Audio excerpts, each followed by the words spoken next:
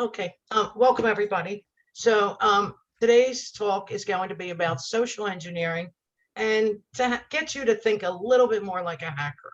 So it's social engineering, thinking like a hacker. And the agenda, what we're going to talk about is what is social engineering, some types of social engineering, and there's many types. So you could really do a presentation on just about all of them. So we're just going to move through some of the more popular types because I want to get to social media phishing and Zoom surfing, or what I coined Zoom surfing. I don't know if there's a name for it out there. So I want to get going on that. So first, what exactly is social engineering, or human hacking, as many people refer to it? It's basically the art of manipulation. So what you're trying to do is convince some other individual to divulge some sensitive information, permit access to some restricted location. And I really like the definition from SANS Institute, which some of you may be familiar with, the SANS Institute, but they call social engineering the art of utilizing human behavior to breach security without the participant even realizing that he has been manipulated. And so basically, I kind of think of social engineering as a technique to get around security or security systems. And it's not by breaking into it or exploiting some vulnerability in the system, but by exploiting a vulnerability in the humans that are around or have access to the system. So two broad categories of social engineering, and these are really broad categories. One is technology-based, and that's where the victim's deceived into believing he's interacting with some trusted computer, software, or entity, right? So that might be like an example, opening documents sent from a trusted source, or what they think is a trusted source. Logging into a rogue access point or an evil twin at a coffee shop. So it's that type of thing with phishing, email attachments, scareware, which is where the victims are bombarded with false alarms, and there's what they think is their anti-malware is telling them to click and fix it, but that's not exactly what it is. And the other is human-based deception, which is what we're going to talk a little bit more about later on. And that takes advantage of human ignorance and behavior. So that might be an employee that's deceived into giving out some sensitive information over the phone, or a security guard in a building being tricked to let somebody in because he's there with flowers to surprise his wife on their anniversary. So that you'll let him into the building, right? That's shoulder surfing, eavesdropping, impersonation, or even calling technical support or calling the company to get information posing as an employee. Now, with human-based deception, it's a form of social engineering that takes advantage of human emotions. So trust, a willingness to help others, right? Like the security guard that might let somebody into the building. Conformity, fear of getting reprimanded, or some kind of personal gain, right? Because hackers are going for the lowest hanging fruit, which of course is the human. And, when you really think about it, like traditionally, information security has always been treated like a technical problem, right? So, we go and get these certifications and everybody learns all the technical stuff, but it's really underestimating social engineering, right? Because even though there are technical nuances to it, you do have technical issues, right? You can't bypass and totally overlook what is indeed the greatest threat, which is the human. So it's psychological manipulation to trick users into making some type of mistake or giving away some type of sensitive information. And as with just about everything else in computing, right, there is a social engineering life cycle, right, to help us put it in perspective. And so the first stage or step in the cycle would be reconnaissance or investigation. So preparing the attack, identifying the victim or the target, gathering information, maybe selecting the type of method you're going to use. Is it going to be phishing, email, a phone call, right? And the next is the hook, which is deceiving the victim in order to gain a foothold. So maybe you're spinning some type of tale, right? You're taking control of the situation, and that's the important thing, is to take control of the situation. Next is play, right? So that's actually where you're going to obtain the information and actually execute the attack. Right? You're going to get the victim's information and execute the attack. And the final stage is exit, which is closing the interaction, right? And removing all traces. You want to cover the tracks, or I should say they want to, not like I would do it. So they want to cover the tracks and avoid getting caught. And you might see, sometimes they use different names for these, but this is your basic social engineering life cycle. And just so you can kind of get a bigger picture of how these attacks happen. So whenever I talk about social engineering or I think about it, there's two people that I always like to mention because they're pretty, they've really learned how to use social engineering and actually ended up making careers out of it. And one is Frank Abagnale. I always mispronounce it as Abagnale. And you may be familiar with him from the motion picture Catch Me If You Can, starring Leonardo da Vinci DiCaprio. My bad. But he wrote a book called Scam Me If You Can. And it's pretty interesting to read. It's an older book. But he talks about social media. He doesn't use social media. Let me go back. In his last interview that he did, he talks about how he does not use social media. But he also mentions that the two things that identity thieves are looking for is the date of birth and where you were born.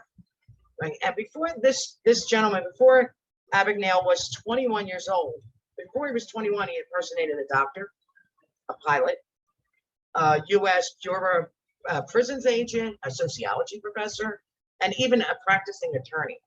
And so, according to him, with his experience, after he was put away in jail, he actually was released to work with the FBI. He worked with them for, I think, 30 years, maybe. I guess about 30 years for their fraud and to try to catch criminals. But he says that actually, according to him, and all his experience, that where you are born and your date of birth is actually 98% of stealing anybody's identity. Right? And the other thing he talks about, which is interesting, is photos. Right? So if you're taking photos for social media, you always want to make sure that your pet's in the picture, you're with a group of people, you're doing some kind of activity like sports or, riding a bike. Just, you don't want a face front on picture because that can be used to bypass facial recognition to trick biometrics. And we've seen that in the industry with retina scans, where you can get a really good picture and you can actually trick the biometrics and break into the system. So you don't want to put a picture like that out there on the internet. And the other gentleman I'd like to talk about is Kevin Mitnick. And he was a member of what was called the Phone Freaking Gang. I don't know if anybody is as old as me and remembers any of that. I know when we were kids, you used to get on the phone and dial like any four, I'm really dating myself there, OR7, whatever it was. And then you'd put in a series of numbers and you would talk to other kids. I was in Philadelphia, so I talked to other kids around Philadelphia. And every so often the operators would go on and either knock you off or yell at you. But what the Phone Freaking Gang did was they figured ways to make phone calls without paying for them. And at the age of 17, Mitnick and another friend physically entered and broke into Pacific Bell's phone center. They got past the security guard using social engineering tactics. And they stole lists of computer passwords, combinations to the door locks, operating manuals with plans to go into other phone centers. They also planted fake phone numbers and names in the Rolodex that was sitting on the desk. Unfortunately, like one of the names he planted was John Draper, he was a real computer programmer, and he was known by the name as Captain Crunch. I don't know if anybody ever heard of that, because he used to use the little whistle that used to come in the Captain Crunch box, and he would blow the whistle. He knew how to break the phone and get the free phone calls and do things with the phone system because he could make the frequency by using the little whistle. The little red whistle that used to come in the Captain Crunch box. So pretty interesting. He later, oh my gosh, he gained access to ARPANET. He got caught trying to break into the pentagram. He actually was at one time the world's most wanted hacker. And he was, look, there's even books that are written about him. Although he has authored plenty of books. This is just a few over to the side here that I've read, but he has plenty of books out there. And he now runs a company called Nova Corp. And what's interesting about the company is that what he does now for a living is he trains other people in the art of social engineering so that their employees can be, conscious and understand it. So that's what he's doing now. And it's interesting how a lot of these fraudsters and all, they end up becoming, consultants or running companies or working with the FBI or law enforcement.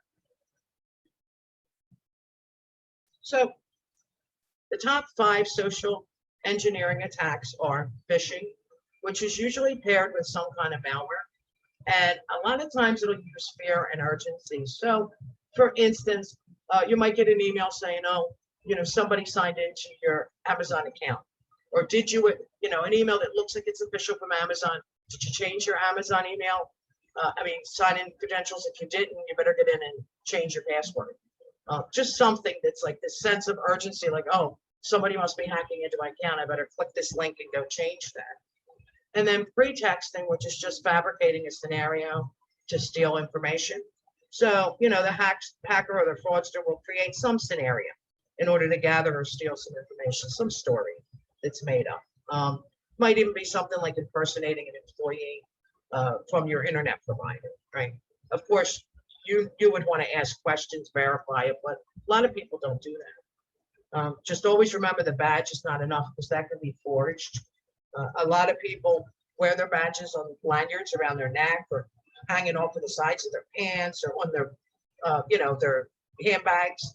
And then what happens is anybody can take a picture of that with a cell phone and duplicate that badge to gain entry into a building. So it's really important that employers remind employees not to wear flashy badges in public because that happens. Baiting is another one. It's promise of something, free music, some kind of free movie, a download, and nothing's free. And you're downloading something for free. 9 out of 10 times there's something attached to it that you don't want. Quid pro quo, which is a promise of some benefit in exchange for information, and tailgating or piggybacking, which is where somebody who lacks authentication, who's not supposed to get into the building or a restricted area, will follow right behind another employee or a person that's going in so that they can get in too. So that's called tailgating or piggybacking. And, back in the day, that used to work a lot because of all the cigarette smokers. And nowadays, there's not quite so many smokers hanging out back where you could just talk to people and just kind of get into the building. Now, I know this is a really old one, but this is made, this has always been a true way to get information, a great way to get information. And it's actually a little easier now than it used to be. So it's just the type of cyber attack that's made possible by searching through the victim's trash. So you might find payroll records, invoices, calendars, believe it or not, passwords, hard drives, as the bottom picture shows. That's the best where you can get a bunch of hard drives, network diagrams, all kinds of information, medical records, resumes, company documents, right? So it's really a good way to get sensitive information. And because there's a really large movement right now of young people that are going through the trash to pull out food, to show all the waste, a lot of conservation, it's a lot easier to climb in or snoop in and out of these things without really drawing too much attention to yourself. And I used to mess around doing this when I was younger. I'll be honest, when I walk through buildings and I see trash cans, I can't resist like peeking in, just without, I don't walk up to them, but like kind of glazing in to see what's sitting on top. It's a habit. And it's a habit that if you want to, if you do pen testing or if you want to really secure your business, you should get into that too. When you walk around your company and you're walking past people's desks, kind of look to see what's in the trash can, because you might be surprised what kind of information is in there. And you also, in order to prevent this, you could have a third-party trash removal system with a lockbox. Of course, shredder, which you would think people would always use, but a lot of people don't use the shredders. But a lot of people, you can pay if you have the money in your business to just have the trash taken, removed off, transported off site. Of course, you have to also hope then that the company that's taken it has secured, the papers when they take it away, because you're thinking everything's secure. They might be a little not so careful with your data, and they might get out there anyway.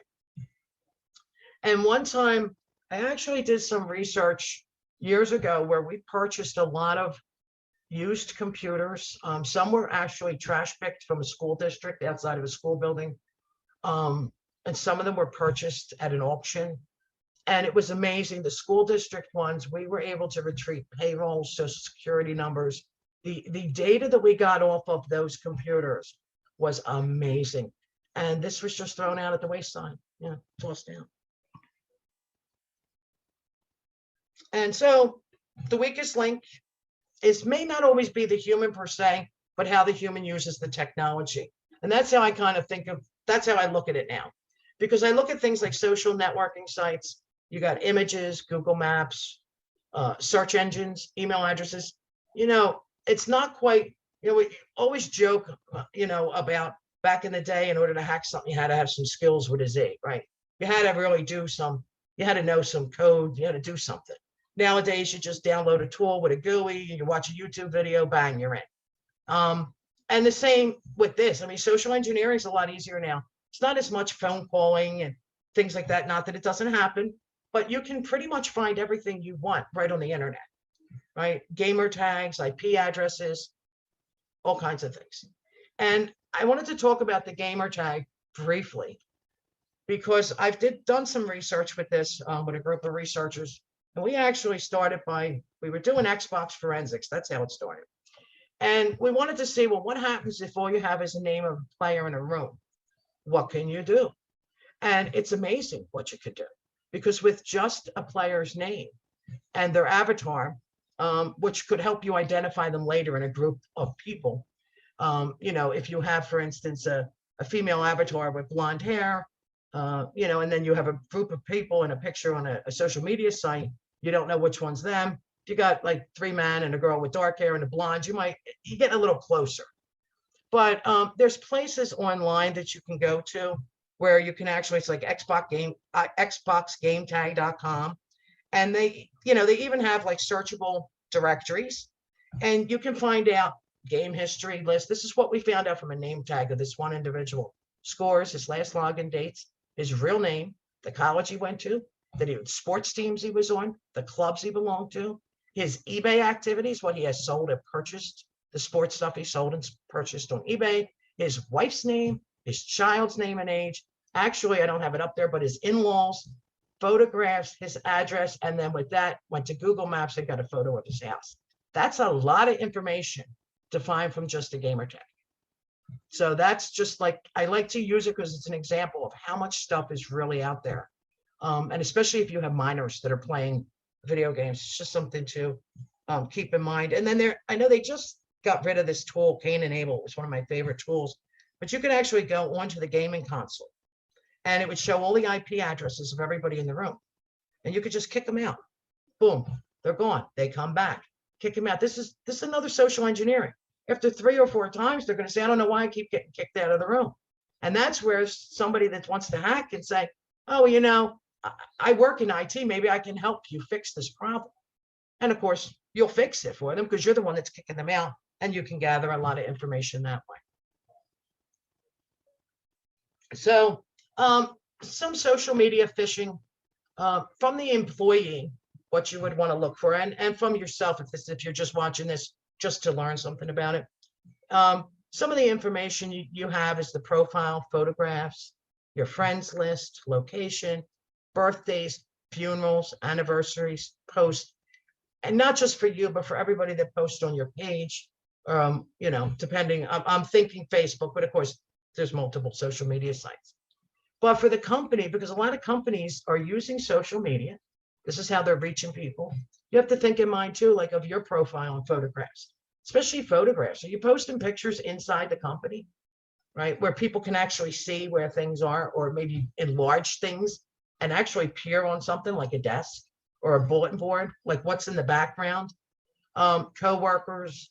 So I could maybe follow and find the coworker's name, location, layout of the office, promotions, retirements, right? I know there's a retirement. That's a great way to get into the building, right? I'm delivering something for so-and-so's retirement, or a funeral. I'm delivering these flowers for a funeral, So this kind of information out there can be pretty dangerous. And now these are from Facebook, and I shake my head whenever I see these, but of course I blacked out the information of where I snatched them up. But here's an instance of somebody that was at a carnival. The person had a whole lot of kids, pictures of the kids, all this information that it's really dangerous, but so I know that this person's there. This one here, person checked into some virtual memorial hospital, Mount Holly, and what they typed was getting that asthma crack. So obviously it's an asthmatic. And actually I can see from the tag that, well, they're on an inhale. So imagine what I could do with this user. How I could contact this person and pretend that I'm from the hospital. I'm the person that prescribed the medicine, or there's an issue with that medicine, or did you get your inhaler filled, or we want to follow up and see how the treatment was. We're doing a survey.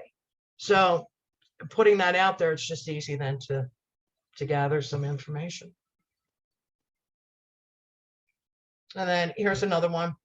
Person's obviously a boater, using, they're on the boat with their, I guess, teenage boys or maybe nephews or whatnot. And so there's a whole lot of information. And of course, we got the Google map that I could click on and go down and even see more information because they're at this restaurant. And this is I put this up there just as an example of, here's where I am right now. And some of them that I've seen are unbelievable. Like I'm in Florida right now on my vacation. So this person might live in Pennsylvania. I'm in Florida having a great time. And then all the friends are commenting. I'm thinking that's a great way to tell somebody you're not home, right? It's a great way if you own a business of telling somebody we're on vacation. Now's a good time to break in. It's just, I really despise this feature. I think this is really a dangerous feature, especially when younger people are using it, because they'll put everything on there. So that's something to think about.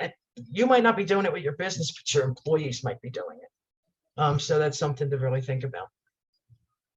And then here you can actually, with Facebook, while I was snatching the pictures, I was looking around. And I was amazed at some of the detail you could get off of here. I blacked it all out, but I could go through all these on the menu over there, the work and education places, basic info, more details, life events. I could do a whole dossier on somebody from this.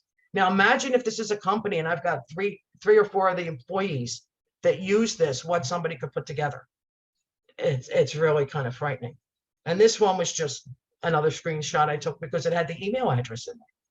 You didn't even just contact them through the social media site. They're just giving you the email address. So now I have the email address, I have the date of birth, I have the day of the birth. Now, if I click up the links and I get where you went to school and where you work, it's just a lot of great information there for somebody that wants to do something malicious. And I put this in here, and the reason I did was because we were talking about social media, and I'm concerned about photos that people post. And I mentioned how you have to be careful in your place of work. And the first known cyber weapon, .NET, which many of you may be familiar with from 2010, at the Iranian nuclear power plant in Natanz, I believe that's how you pronounce it. And the president at the time did a whole bunch of publicity photos. And here's one of them. I like this because it shows the centrifuge, but went around the plant and took all these great pictures. Well, in one of the pictures, he had a picture of a Siemens programmable logic controller, or a PLC. And they're used, they're industrial device for industrial machinery processes. And basically at this plant, it was how from the computer to the programmable logic controller to the centrifuges, which spin around, very sensitive if they get off kilter.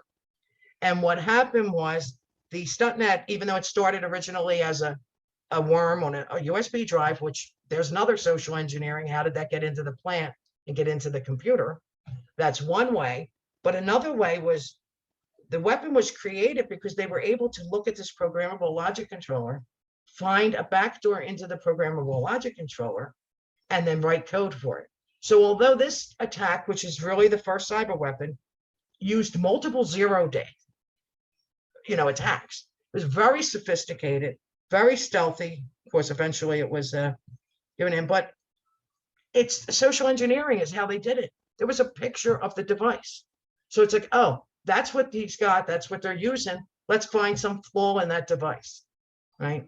And it could be something as minor as, of course, we're not writing, cyber weapons, but you're thinking, if somebody's thinking of hacking in, and I'm looking and I look at their background, I look what's in the picture, I could see something that might say, oh, they're using that. And I don't even have to know it. Let me go on Google. Let me ask Google about this device in the default settings or the security flaws in this device. So that's just an instance, although this was a much grander one, right? So no matter how complex a hack is, right? Social engineering is almost always, in fact, I'm going to say always involved. And so that's why it's so important that you know this, or that you're aware of it. I'm sure most of you know it. And here's another one, the social media quizzes, right? I mean, I'll be honest, I was really dying to click on that one. Like, what would I look like as Marie Antoinette? But these things, these quizzes, are whoever develops them, right? Private information shared with whoever creates the quiz, right? Because they're just applications designed to get data, your personal information, have access to your social media platform, right? It's data mining. They're gathering data on you. And they can continue to access and maintain a connection with that data long after the quiz is finished, sometimes for months and months. So that's also dangerous, right? And what can they get? Well, they can get your name, photo, gender, education, workplace, whatever they're asking, right? Whatever's in your social media that they can gain access to. I think in 2018, I might be wrong in the year, there was one quiz that left like 120 million users data exposed, right? So it's simple, it's easy, just click and collect. You click, they collect, and then they maintain a foothold into your social media account. And also, just to show that it's not just fun social sites like, Facebook and Twitter and all them, LinkedIn, a lot of people, I know I use LinkedIn. This is the one social media site I do use. So I could search LinkedIn for the employees of some target organization. So I'm looking for some organization. Let me take a peek. I can find out employees' job titles, how long they were employed, other employees and their positions, the social media platforms the organization uses, because they'll have that in there. Social media platforms used by the employees. Maybe it's Facebook. I can go look them up on Facebook and get a lot of information. Activities, schools they went to, education. And then maybe I'll just message them and say that I have a job or I have something important. It's coming from LinkedIn. They might click on it. So I might have some phishing attack or some malware in there.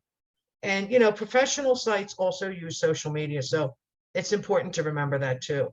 And a lot of places will hire, we'll hire somebody to do ComD, to do our communication. And they'll hire somebody, but is the person you're hiring aware of the security? I mean, that's something that you need to think about. And I think that's actually something in schools that are actually teaching students about communications, because they're going to be managing this for companies, that they really should be training them in some of this as well. And of course, because since the schools are, the employer definitely should. But job posting sites alone, right? A resume. I got your resume, got your contact information. Maybe I'll send you something saying, I have a job for you. I was really impressed with your resume. Just click here and pick a date on my calendar to set the appointment. Add yourself into an appointment on the calendar. And, most likely somebody looking for a job, they're going to do that. So it's something to also think about. It's not just sites like Twitter and Facebook, but also, okay. All right. So I just read a chat where somebody said, I said right a lot. Okay, well, you're right. So clear your desk is another one. So bank statements, payroll, invoices, credit card information, Post-it notes, employee data, customer data, passwords, mail, open ledgers, a lot of goodies on a desk. And some places that I've worked in the past, there was a rule. When you left your desk, you had to put everything away and lock it up. You didn't leave things sitting out on your desk. But nowadays, it seems that almost everywhere I go, I see stuff sitting out.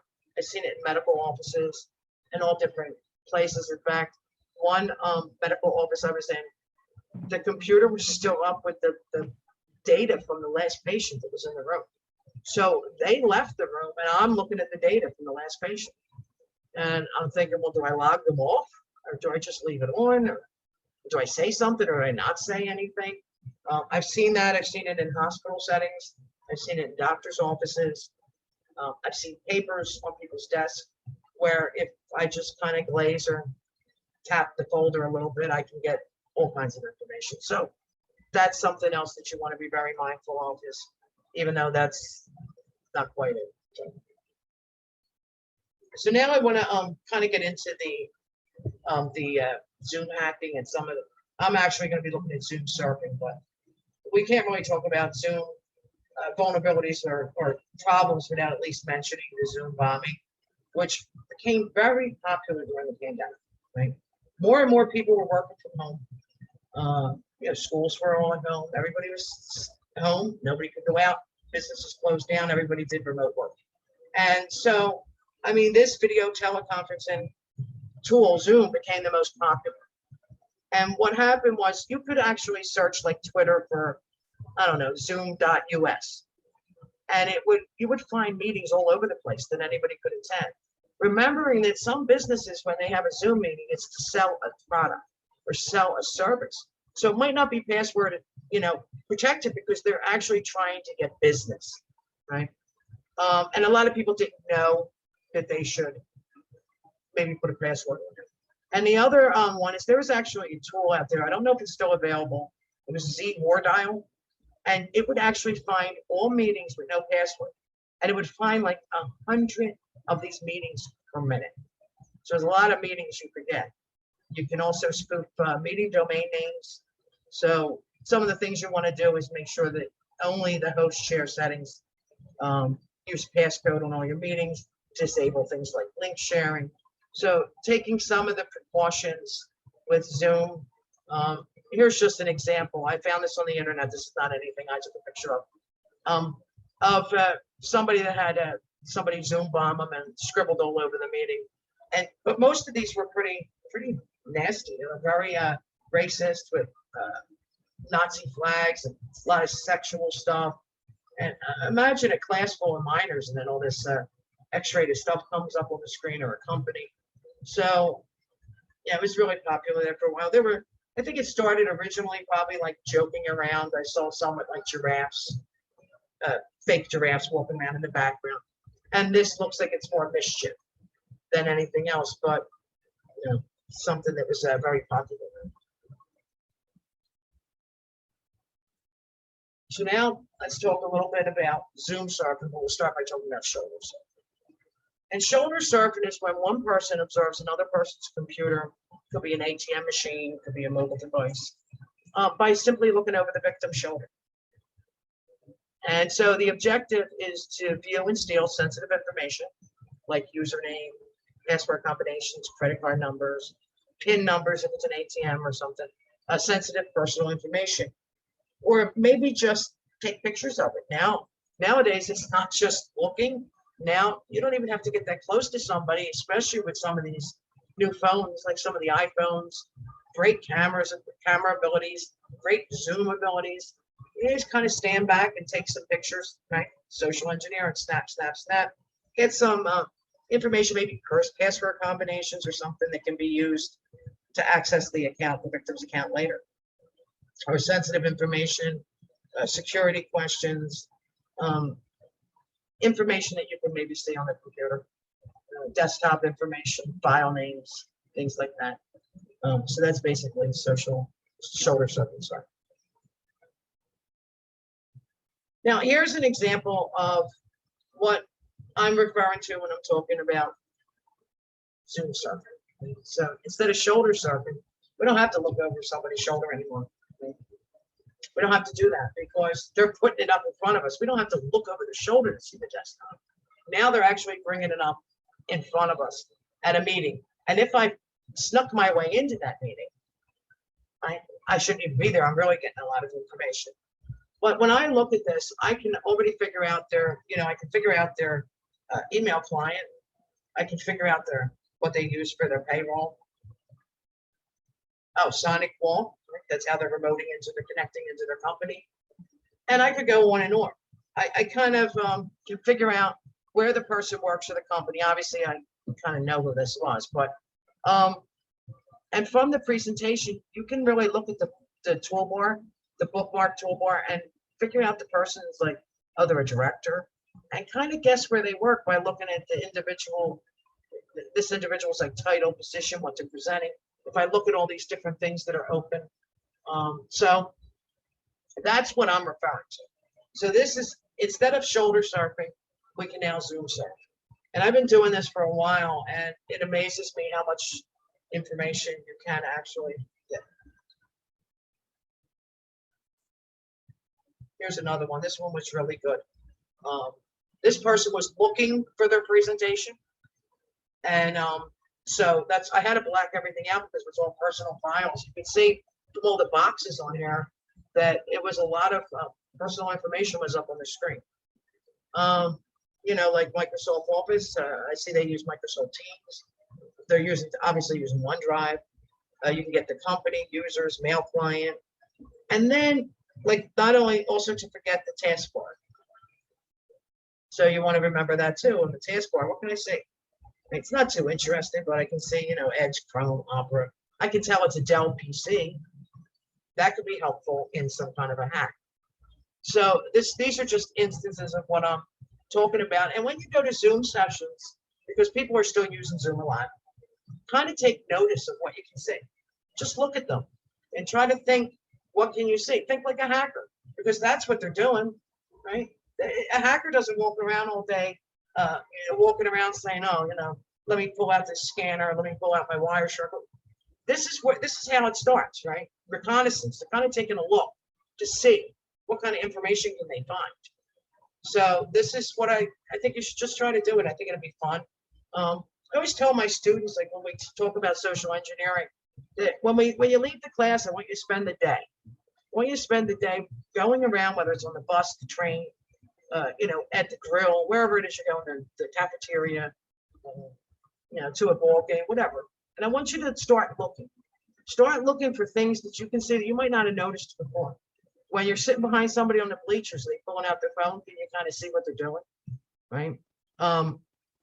When you go somewhere and you see some papers in the library in the trash that could give you information on somebody, I'm not telling them to go out and trash pick, but just to go out and think what they see. And then I actually make an assignment out of it. And then when they bring it back, I tell them that you just thought that's what you were doing. You were thinking like a hacker. So that's exactly how you do it. You just have to look to see what you can see. And it's not very difficult. It doesn't take a lot of skills or anything else. You just have to be aware of what's around you. Now here's a taskbar, and these you can use social engineering, shoulder surfing or Zoom surfing, as I call it. The taskbar can tell you a whole lot about somebody. Now with this particular taskbar, right, I can see the machine brand. I can see they use VMware. I see they use a command prompt.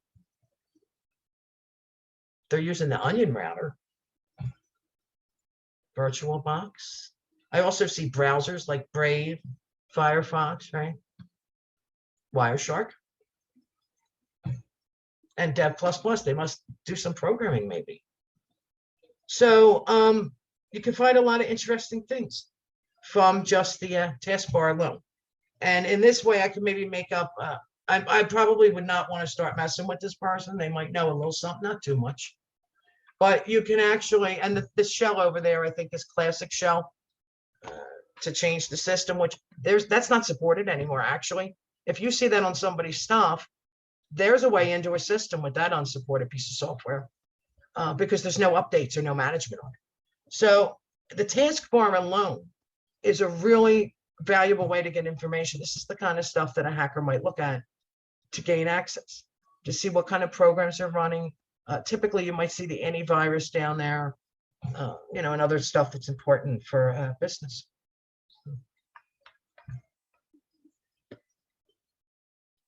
And here's the an iPhone one. Mobile devices are not exempt, right? We use mobile devices. So you have Snapchat, Reddit, Twitter, Instagram. I'm just looking at what I see on the desktop. And by the way, this can happen on the computer desktop too. I can see all kinds of files and programs that run, right? Apple Wallet, Ring. Oh, they have a Ring camera. Well, there's something that somebody could access.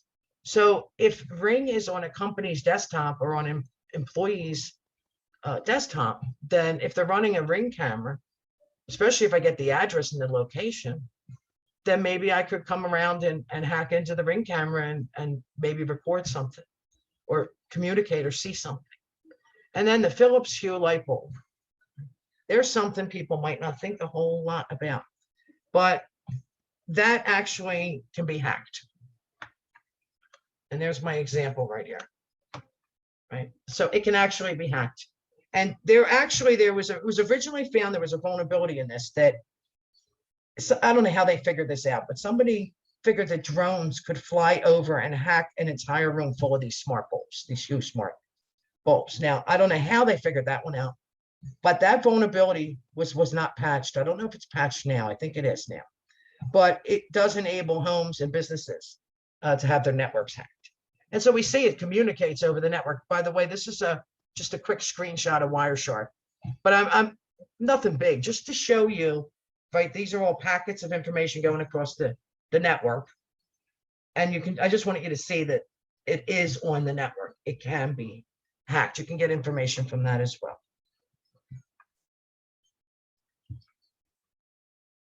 So when you sign on to Zoom, how do you avoid all this? Well, when you sign on, if you're going to be doing a presentation, first of all, get your presentation ready ahead of time. Do not search through your files while there's people online waiting to see what you're doing. Get it ready, opened ahead of time, have it just minimized at the bottom of your screen. So when you log in, you can actually click on the PowerPoint and avoid desktops and other things like Notes and Google, Photoshop, whatever it is you have open.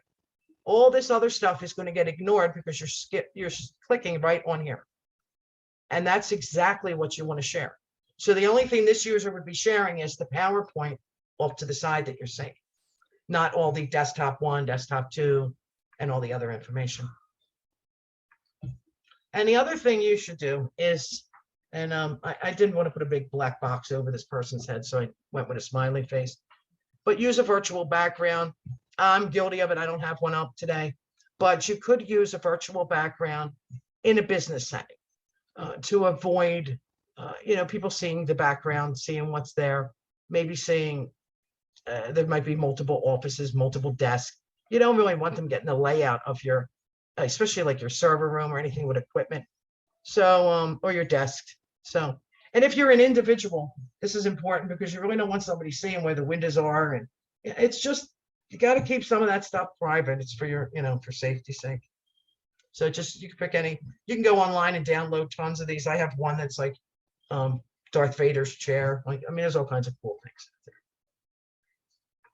So some other safeguarding stuff. You want to be wary of emails, of course, instant messages and phone calls from unsolicited people, like service providers. That's the big one. You want to verify the source before giving out any information. Go slow, pay attention to all the fine details. Don't let anybody rush you, right? Take your time. Make sure that you're paying attention to the emails and messages. Never let like an urgency in an attacker's message or voice cloud your judgment. That's one thing you want to make sure. Education. Employees have to be trained from the ground up. And as I mentioned, not just the employees in the boardroom. Everybody needs to be trained because anybody could open the door for somebody. Anybody could give information. Maybe not intending to. Is so-and-so available today? Oh, no, they only work this day and that day. The ComD people, like I was saying, the communications people, the web design people, right? What information is going out there? You want to reject requests for online tech support from strangers, no matter how legitimate they may appear. And I know you might say, well, I wouldn't do that. But I have known so many people that have fallen victim to that one alone. Pay attention to website URLs, right? Sometimes online fraudsters can make slight changes to a URL in order to redirect traffic. I think last year I did a presentation on web vulnerabilities. So you can always hover over the URL to see where it's going, but just really be careful about that. And don't reveal too much personal information online. You should just Google yourself periodically. If you use social media, check it out, go on there. And not only on yours, visit your friends' pages. Do they have stuff about you? Did they tag you on something? What are they posting? They could also reveal information. If you have small children, this is just common sense. Like I would never put pictures of, I just wouldn't personally, maybe because I did some stuff with child porn, I would never put pictures of my children and, oh, we're at the park or we're at the mall. We're at an amusement park right now. And I have my kids and my neighbor's kids. And it's just asking for a problem, even though that's not exactly what we're talking about at this point. It's just something I have to throw in there. And that is, did I end too soon? Okay, a few minutes early. I have a couple of chat ones, questions. The question, oh yes, social, the Johnny Long, No Tech Hacking is actually fabulous. Good books. And DuckDuckGo, that's what I use. I will not use, I don't mind, well, DuckDuckGo is a search engine, not a browser. Firefox is safer, in my opinion, than Chrome. Of course, everybody has their own preferences. I think Chrome, I don't trust. I use Brave, but I do use DuckDuckGo. I would never use anything but DuckDuckGo on my phone. There's some social engineering information for you, by the way. And let me put my camera back on in case anybody wants to. Let me see. And let me expand this. Are there any questions? Looks like we just have a comment in the chat. If anyone wants to read a memoir by a confessed and successful former social engineer, check out No Tech Hacking by Johnny Long. Right, I just answered that. I mentioned that one. That's it's really good. In fact, he did a presentation at a DEF CON that was really, really good once. You might be able to find that online. He actually talks about taskbar deduction. That's what he calls it. So he's written a lot of books. His books are good. I've read them. And he used to have an organization called Hackers for Charity. And I used to try to volunteer stuff in there, but I don't think it's active anymore. And the next question, I can see it. It's should we be using DuckDuckGo? And that's what I was saying. I use DuckDuckGo. I know somebody messaged me during the presentation telling me that I said right a lot. You say right a lot. And that's why I said, yes, right, I do. It's better than my alternative, which is yeah. So I apologize if I use the word right too much. Cindy? Yes. It's Rhonda Okamoto. I have a question. You were talking about, don't use headshots, but, on LinkedIn, everybody has a headshot. So that's where people are taking pictures off of LinkedIn to. They could. Yeah. I don't have a picture on mine. I know a lot of people do it. I personally don't have my picture, a headshot out there. I would prefer that if I was running a business, I don't think I would want. I know that, we're trying to market and sell things, so you want people to recognize you, but maybe take a picture with a group, take a picture. It's just a different way. I know you want a professional, like your picture is very nice. It's a very nice, I see it now, professional picture. Yeah, like I won't connect with anybody on LinkedIn unless I can see a picture of them. So that's, Oh, okay. I do not use a picture because I know that you can use it to bypass security. Now, if you don't have to worry about those types of security, then that's good. But they could also take your picture and do other things like make an ID and use it online. You can't do it in person, but they could certainly use the ID online for something. So just be cautious. I know nobody can totally avoid every single thing that I talked about or anybody that's talking about social engineering, but just to be cautious and aware of it. And if you don't have to use it, don't. If you don't have to worry about biometrics, it might not be a big issue.